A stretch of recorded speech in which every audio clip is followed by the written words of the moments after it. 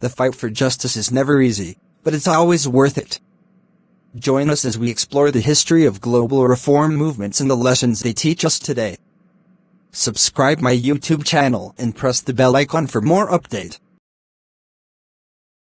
All right, everybody, welcome back for another deep dive. Today we're going way back to the 19th century. Ooh, the 19th century. Yeah, buckle up. Lots to unpack there. Because we're going to be looking at global reform movements. Reform movements, I like it. And you know what's so fascinating about this? What's that? It's like the foundation for how we think about fairness and equality today. It's true. I mean, so many of the things we take for granted now, those ideas really started taking shape back then. Like, we're talking about ending slavery. Huge. Child labor laws. Absolutely. Women's suffrage. Can't forget that one. Yeah, so we're using some amazing material from the OER project. Oh, I love OER project. Open educational resources, right? Yep, they have a fantastic website. Tons of great stuff for history bucks like us.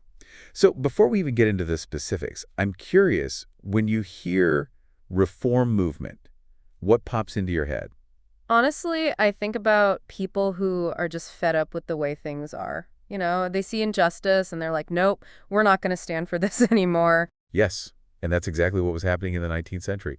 Like, think about the Industrial Revolution. Oh, yeah, everything's changing, new technologies, factories popping up everywhere. But it wasn't all sunshine and roses. Definitely not. It was brutal for a lot of people. Especially women, children. And enslaved people. It was like the fuel that powered this whole engine of progress. It's a dark side of history we can't ignore. So the OER project has this awesome lesson called Calls for Reform. Okay, calls for reform. What's in that? It's basically everything you need to teach someone about abolitionism, child labor, and women's suffrage. Oh, wow, all in one place. That's handy. Super handy, like ready-to-use material. That's what I like to hear. And they even have this really cool comic. A comic about reform movements. Yeah, it's about this woman named Audley Bader. Audley Bader. That name rings a bell. She was a working-class woman, became a huge advocate for labor rights, women's suffrage, child protection. Wow, she was fighting on all fronts. I know, right?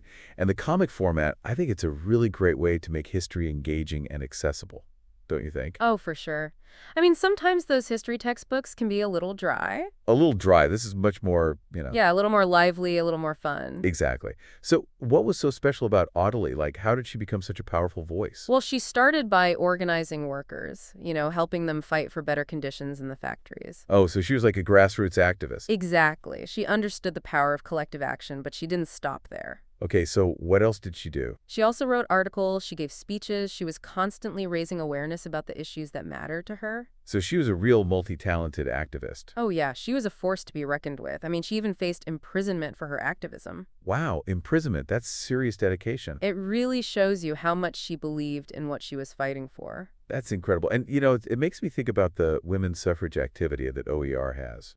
Oh yeah, tell me about that. Well, it's this activity where you get to compare, how women in different societies and time periods, how they challenged the power structures. Oh, that's interesting. So different approaches to the same goal? Exactly. Like some other focused on legal reform, while others were more about protests and boycotts. It's fascinating to see how those tactics evolved over time. I know. It's like they were constantly adapting and finding new ways to make their voices heard. And it makes you realize these historical struggles, they're not just some dusty old stories. They're still relevant today, aren't they? Absolutely. They show us that change is possible even when the odds seem stacked against you. And that persistence pays off. Yeah, and strategic thinking and coalition building, all those things are still important for activism today. Totally.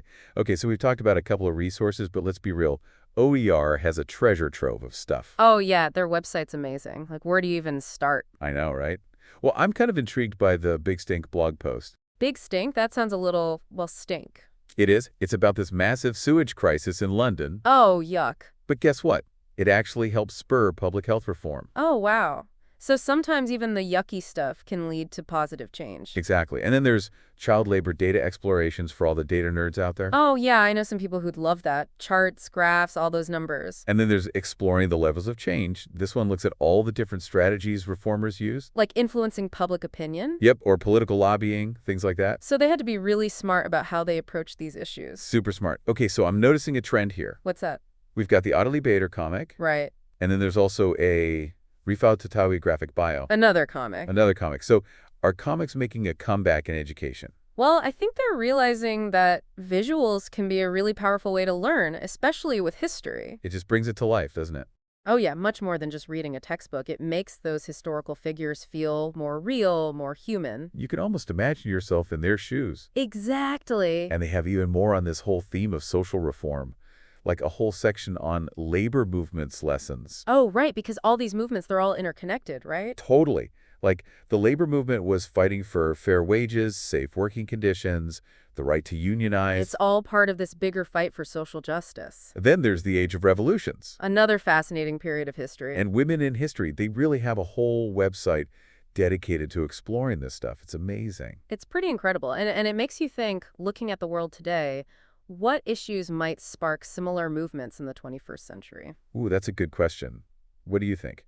Well, I mean, there's the fight for environmental justice, right? For sure. And ensuring equitable access to technology. I mean, these are huge issues that are affecting people all over the world. They're global issues. Exactly. So it wouldn't surprise me if we see similar movements emerge around those causes. Movements demanding change. That's a great question to leave our listeners with.